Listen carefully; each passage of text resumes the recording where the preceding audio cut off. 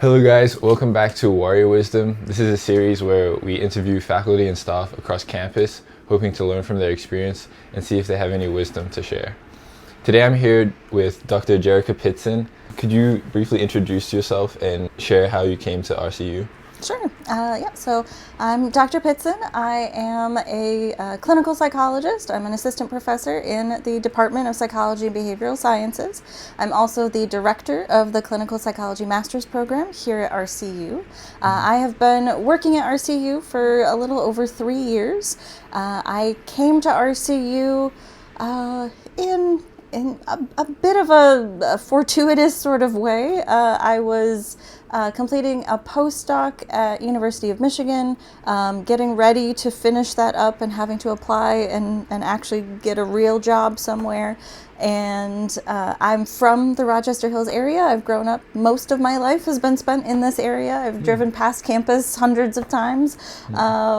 And so I just started searching for jobs that might be available in the area and looked to RCU and just happened to find that they were hiring for psychology faculty, and also started hearing that they were going to be having this clinical psychology master's program starting.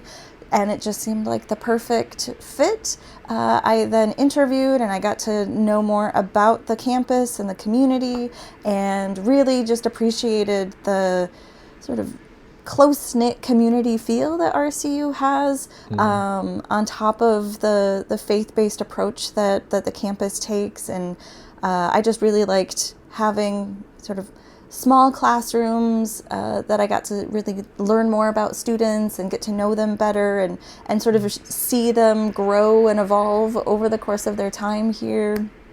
So, now I've been here for 3 years, so I have students that were, freshmen when I first started that are now getting ready to graduate, and just sort of seeing how they've grown over time and how much they've learned and matured, and how they're, getting ready to go off into the world and do the things that they want to do. And it's been a really rewarding experience to have that I don't think I would have necessarily had if I was at a larger institution where I, have classrooms of 100 or 200 students.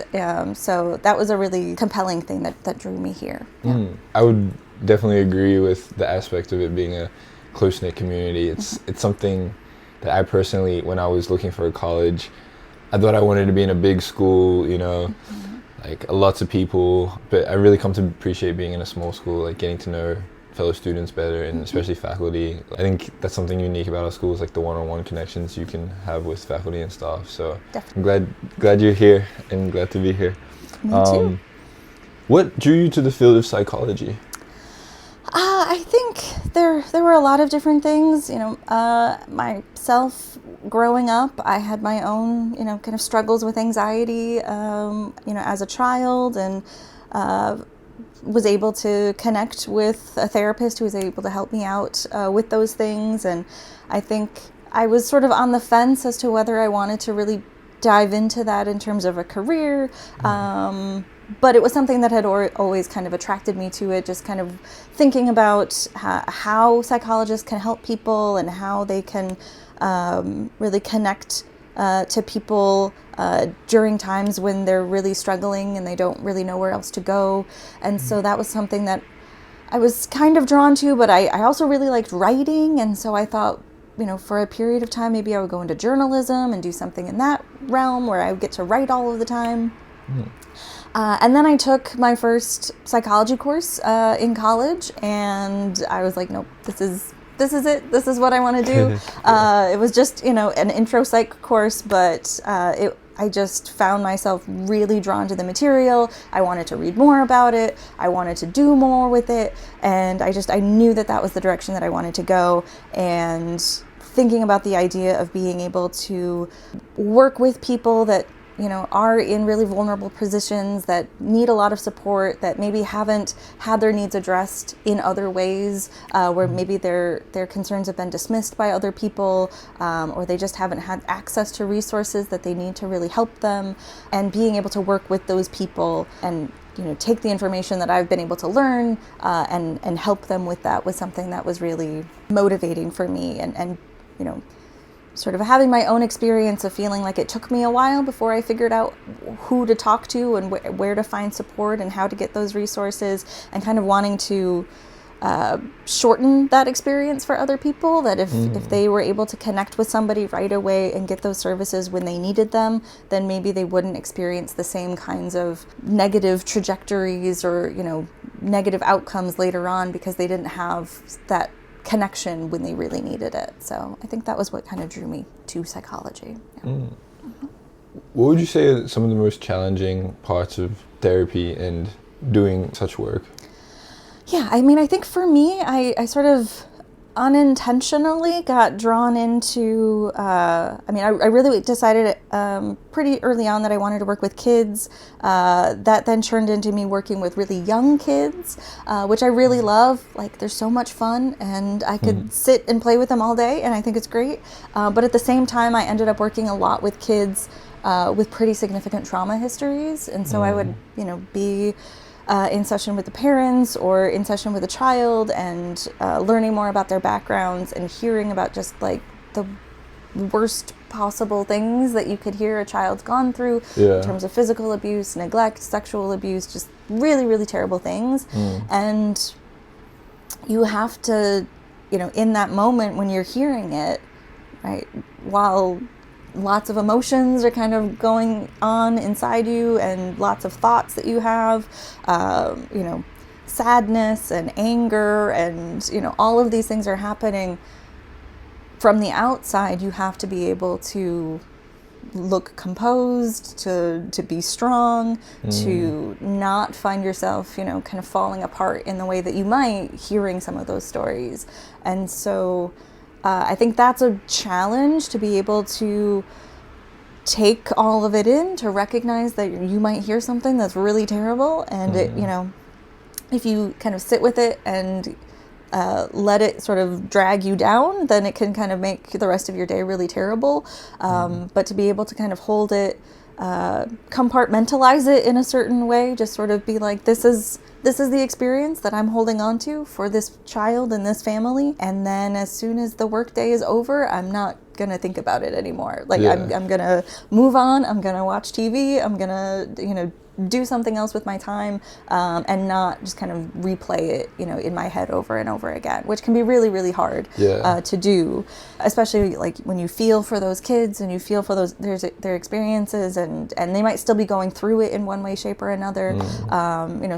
Some families that are still kind of going through the court process of, that person that might have committed some kind of act, and now they're, in court dealing with it, and it's another thing that child is still going through, and being able to kind of sit with it but not kind of fall apart when you hear it is something that takes a lot of mental energy and support and practice to feel like you're okay with being able to do that.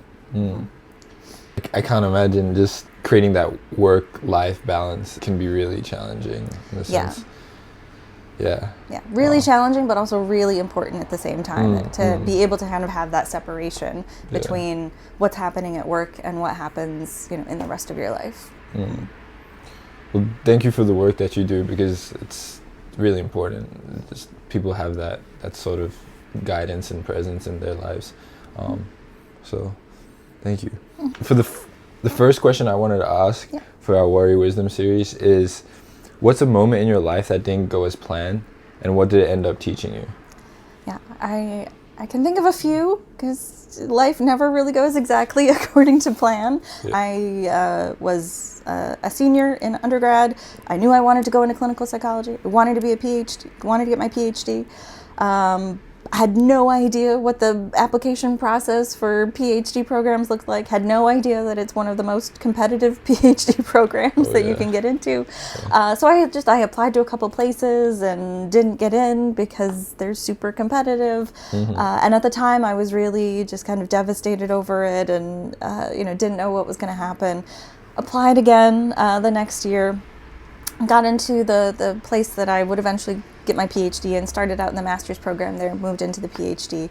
So it all worked out fine in the end. And I was really happy with the experiences that I got there. So I think, if things had been different and I would have, gotten into a different university or, gotten my PhD somewhere else, I probably wouldn't have had those same experiences. And so I think it all worked out well in the end. But another experience that I had was at the end of my PhD for clinical psychology, I have to complete a pre-doctoral internship. So I have to go out and work as an intern at a clinic, essentially doing therapy for a year. And the process to do that is pretty similar to like a med student who's going off on residency, where you have to apply to a bunch of places. They then invite you to interview. At the time, it was right before COVID, so I was literally traveling all over the country for like a month and a half, going to all these different interviews. And I had interviewed at a place at Yale University, and I was like, this is the place, this is where I want to go, like it's perfect. And essentially what happens is you then rank all of the different sites that you interviewed at, from the place that you most want to go to the place that you least want to go to, and then every single site ranks all of the people that applied to the person that they most want to have to the person that they least want to have. And then there's this computer logarithmic sort of process where the computer matches the site to all the interns. Although some people don't actually match, and that's a whole other process. But that's what happens. And wherever you match is where you go. You don't have any say in it after that point. You're just going there. Oh, okay. So I had ranked Yale as my top spot, and that's where I wanted to go. And I like felt in my core that like that's where I was going to go, and it was going to be so great, and like it was going to set me up for, all of the success. And match day comes around, so everybody finds out if they matched and where they matched at the same time, same day.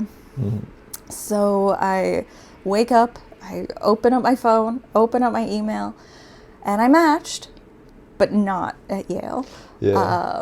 And not even at like one of my top 5 places. It was like the 7th place or something that I had ranked. Okay.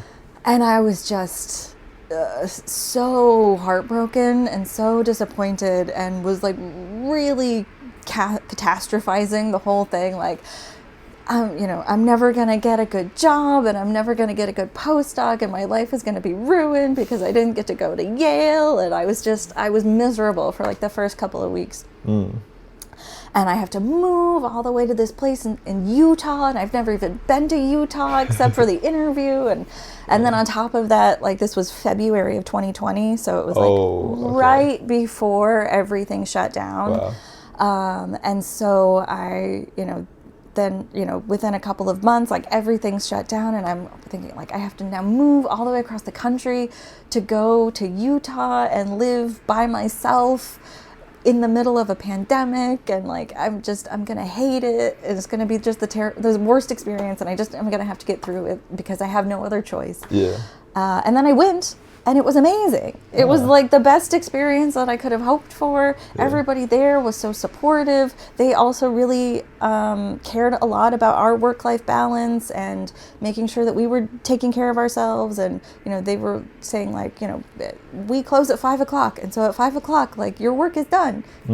Don't answer any emails, don't answer any phone calls, don't schedule any sessions, like be done and go off and live your life. And the experiences that I had there were great, and the other interns that I worked with were great. And so it ended up being like the best possible experience that I could have had. But I was so sort of laser focused on this idea that if I didn't go to Yale, if I didn't have this particular experience, then like my world was going to be ruined, and I wasn't going to have any future, and everything was going to be terrible. And I think I was able to kind of, definitely after the fact, just realize that if I had just been a little bit more patient, and also allowed myself to just kind of put my trust and faith in something else beyond just my own beliefs of what was going to happen, that things would work out okay. And they did. And it turned out to be better than I ever anticipated that it would be. And my life was not ruined. I had a great experience. I got into the postdoc that I wanted to get into.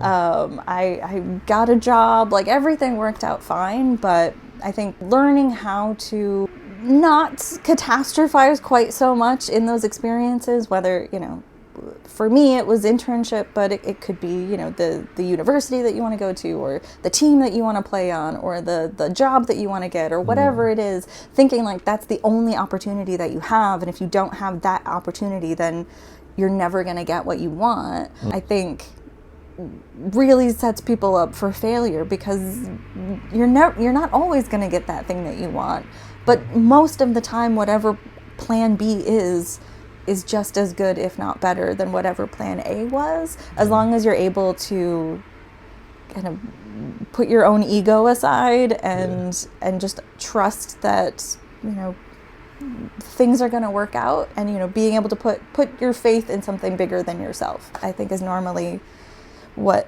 ends up being a better way to live life, as opposed to kind of being stuck in our heads all of the time. Yeah, and it's also sometimes we have the most rewarding experiences in the places we least expect. That's definitely a great challenge and lesson to be learned. And yeah, it's not always the best to have what we want for our growth and development. So kind of keeping along those lines, what's something you worried about deeply when you were younger that you see very differently now? Let's see. I mean, I think I was definitely, I was a very ambitious person when I was growing up. I'm a first-generation college student, so I didn't really know exactly what college looked like, but I always kind of believed that that's where I wanted to go, and I wanted to get a degree, and I wanted to do this, and eventually I wanted to get my PhD. And I think growing up, I always sort of felt like something was going to happen that was going to kind of prevent me from being able to do what it is that I wanted to do. Dealing with anxiety as a kid, like I didn't always get to experience certain things that other kids got to do. And I worried that was going to, prevent me from, being able to get the job that I want, or go to college, or do these different things. And so I ended up having a different path than what other people had. But I think at the same time, those different paths, you learn from them in a different way, and you get a different experience out of it, and you develop a different perspective than I think other people do. And that can kind of help you in terms of being more grateful for the opportunities that you do get, and taking them from moments of challenge into learning opportunities. It keeps you humble too, in terms of being willing to just kind of accept that things aren't always necessarily going to go your way. But I think worrying so much about the future and what's going to happen is something that I have struggled with ever since I was a kid. As I've gotten older, I have gotten better at being able to just sort of let it go, be more trusting in how things work out, even if it feels like things are somewhat chaotic, or maybe not going exactly according to the idea that I had in mind. But to be willing to kind of be opening myself up to whatever it is that does come, and accepting that as a new opportunity. So if you could sit face to face with your younger college self, what would you say to them and want them to understand?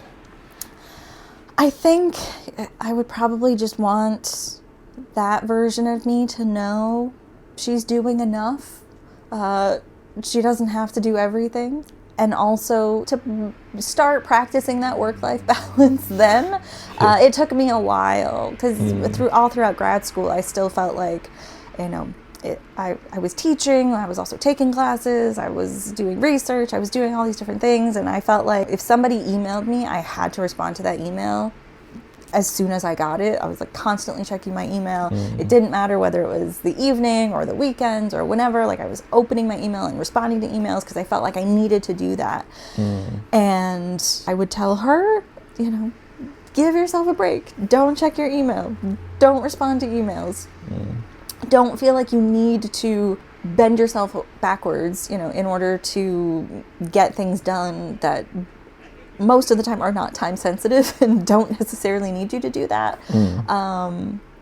And as I've gotten older, for sure, even now, like I will check my emails still, but I will consciously not respond to that email unless it seems like it's like an urgent situation that I need to respond to.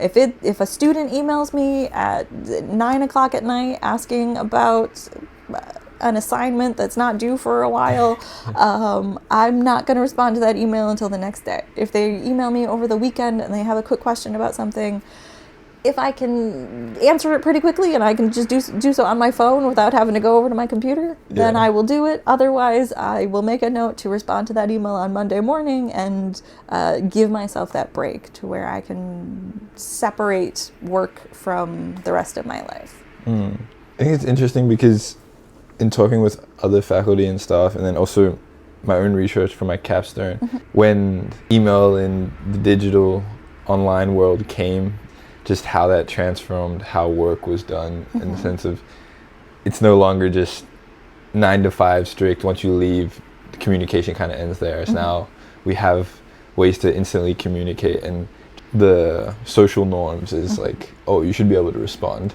24/7. You know, you should have your cell phone nearby to text back, and it's harder for us to be a lot more present. Yeah, definitely. I think that the ability to communicate immediately has then sort of transformed into this expectation that everybody has to communicate immediately, and that divide between work and the rest of everybody's life has really sort of disappeared for a lot of people. And I think being able to sort of establish those boundaries again, both for people that are working, but also for workplace cultures to, I think, normalize that, I think is really important to be willing to say, right, don't check your email. Or, you know, for some folks, like, if you don't need to have your email on your phone, don't have it on your phone. Like, just, you know, focus on enjoying the rest of your life and not checking your email, or not expecting to have phone calls or text messages or whatever it is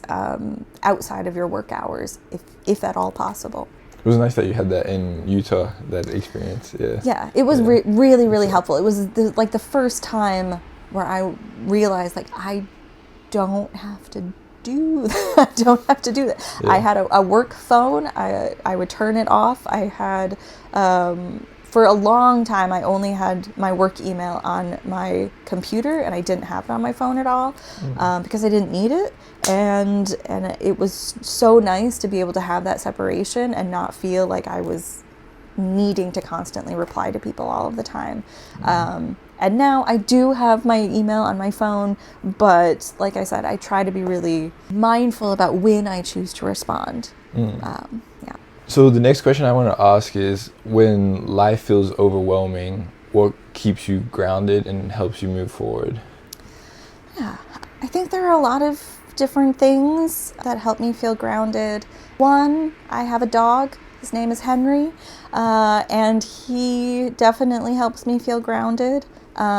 He is super excited every single time I come home, and he pretty much, when I'm home, he is like attached to me. He's laying on top of me, he's laying next to me, he's like in my face, he sleeps right next to me. And so just sort of having him sort of be there, to just come up to me at the end of the day, whether I've had a hard day or whether I've had a great day, but regardless, to just have him be there, to just want that one-on-one time and that connection, and for me to focus on him rather than worries that I have or stressors that I'm under, or, you know, feeling overwhelmed with work or grading or whatever it is that I have to do, to be able to kind of just come home and hang out with him is really grounding. Being able to spend time with my family, being able to be really deliberate about planning opportunities to do things for myself. So whether that's, you know, there's a particular movie that I'm really excited to watch, and I'm gonna plan, like, this is the night I'm gonna watch it, and I'm gonna, you know, get pizza or whatever it is that I want to have, and I'm gonna have like a night where I just sort of relax and focus on that, or going for a walk, or going out to lunch with friends or colleagues, like finding those opportunities to sort of build in moments to have that connection with other people. And maybe it's talking about work, maybe it's a deliberate we're not talking about work sort of thing, is really useful.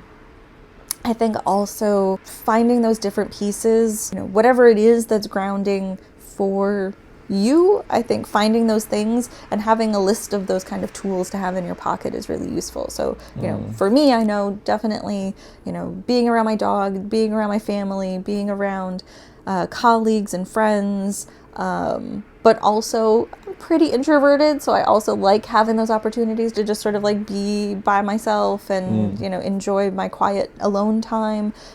So just sort of recognizing sort of when I need connection and when I need that space to just sort of be by myself and deprocess everything that's happened over the course of the day is useful for me. Would you say there are any tools you've learned from psychology that are helpful or you've used with patients? Yeah.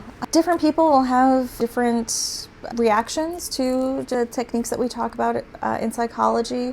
For me, mindfulness in any kind of capacity can really be helpful. And, it might not necessarily be like sitting down and meditating for an hour or whatever. People sort of have this idea of what mindfulness might look like. That could work for some people, but it could also just be something like going for a walk and doing it mindfully, where you're not listening to music or you're not even like, while it's really nice to have my dog with me, sometimes he's gonna my attention is gonna be on him. So instead, just going for a walk by myself, noticing what I'm seeing, seeing the color of the leaves on the trees, hearing for different things, birds and animals and other things that are happening around me. Another kind of technique that we use in psychology that's focused on grounding is 5, 4, 3, 2, 1. So like 5 different things that you can see, 4 different things that you can hear, different things that you can touch, smell and taste, so that you can really sort of focus on the present moment. And you can do that anywhere, but I think, being out in nature is a really great way to be able to do that, to really be focusing on where you are and the space that you're in and appreciating the world around you, rather than kind of being lost in your head, can be really helpful. So I think mindfulness can be useful for a lot of people, whether it's guided meditations or just sitting quietly, or mindful walking, or even something like mindfully, putting lotion on, or washing your face or washing dishes. Like, you can do it mindfully, where you're just sort of immersed in that experience and you're not thinking about what you're going to be doing next. You're not thinking about the conversation that you had yesterday. You're not thinking about other things in your head, but you're just sitting there focusing on, I'm putting lotion on right now, and I'm noticing how it feels as I'm rubbing the lotion in. I'm noticing the smell of it. I'm enjoying that scent. I'm just really sort of immersing yourself in that can be really useful. And so mindfulness can look a ton of different ways, but there's normally one way or even a few ways that works well for different people, right? And it doesn't have to be just trying to kind of sit quietly and not let thoughts come in, because that's really, really hard to do, to just sort of sit and focus on the present and not be thinking about all of the different thoughts that pop into your head. But there's other ways that you can kind of practice mindfulness that can still be rewarding. Yeah, I really like that. Mindfulness isn't just like cross-leg meditation. Exactly. There's multiple areas you can find ways to ground yourself and come back to the present moment. I think that's really key. Yeah. So the final question I want to leave us on is, what would you tell students who are struggling to find purpose or direction beyond school? I think part of it is, that work-life balance piece of, if you're so sort of focused on the work and so focused on your coursework and your goals after college and what you want to do, I was in the same boat. Like, I was so focused on that I didn't always take the time to take advantage of events on campus. I didn't always prioritize spending time with my friends when I was an undergrad, or whatever other option that I had. I was like, I have a paper to write, I have an exam to study for, I have to do this, and I have to read all of these chapters or whatever it was, and not always giving myself time to just kind of explore other pieces of the world.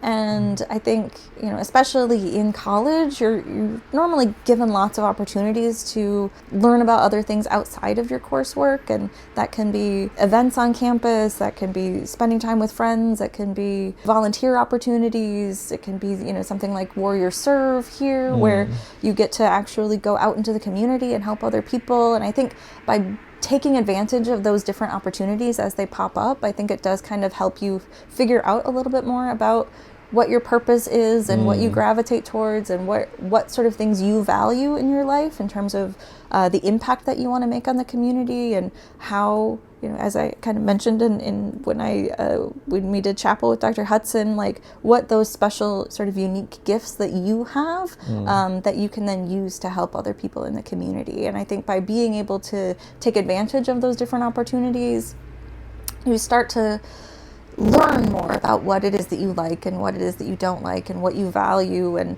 what's not quite so important to you. And by being able to figure that out during this period, particularly in college, I think it really sort of sets you up more to figure out your own identity and your own purpose in a way that I think not everybody gets to have, right? You get these 4 years to really figure out who you are and what's important to you. And while you might know, from freshman year all the way through senior year exactly what you want to do once you graduate, a lot of people don't, and it changes and it shifts over time. And I think the experiences that you have while you're in college really sort of help you define, what it is that you want beyond just the coursework that you take, by, finding opportunities. You might have to seek them out a little bit more. Sometimes they're right there and they're handed to you, and sometimes you have to sort of find those different opportunities, talk to faculty members and say, this is something that I'm interested in. Is there a way for me to be able to get this experience in some way? Most of the time faculty are really excited to be able to do that for students. And so I think just sort of being able to say, I've noticed that, this thing that I learned about in class, or this experience that I had was really interesting to me, and I want to see if I can explore it more. I want to see if this is something that I want to do. Whether it's something that you want to do as part of your purpose outside of your career, or whether it's something that you want to incorporate into your career, taking advantage and really, finding those opportunities as much as you can, I think can be really useful. Yeah, it definitely helps to be able to zoom out, especially when you're so laser focused on following this certain path that you maybe neglect other areas of your life, and being able to, like you said, take advantage of the opportunities outside of maybe your particular field, so you can develop holistically, and maybe actually in turn empower like what it is you want to do, and approach it from a different angle. And I think sometimes students can follow into this particular mindset, especially, you pick a major and you're taking so many classes within that major, and you still have opportunities to take classes outside of it, but, you kind of get sort of laser focused on, I'm taking all of these psychology courses, but there's a ton of courses that we offer outside of psychology that could still be really useful and could still maybe help you learn about the world in a different way, or have a new perspective. And that's the cool thing about college too, is that you could literally take any class that you want, if you're thinking about electives and courses that you need to take. You can minor in something that might be related to something that you're interested in doing. So you don't have to just focus on this one area, when there's a whole other world out there to explore, and think about how those different aspects of yourself could also be explored further, and you could learn more about yourself in different ways too. Yeah, that's so true.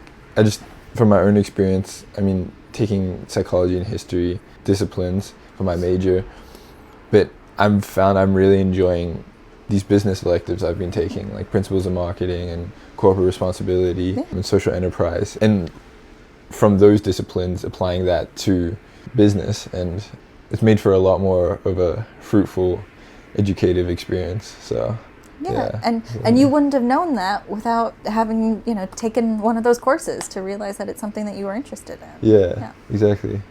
Well, thank you for your time, Dr. Pitzen. Thank you. Really appreciate it. See ya. I still don't know how to sign out.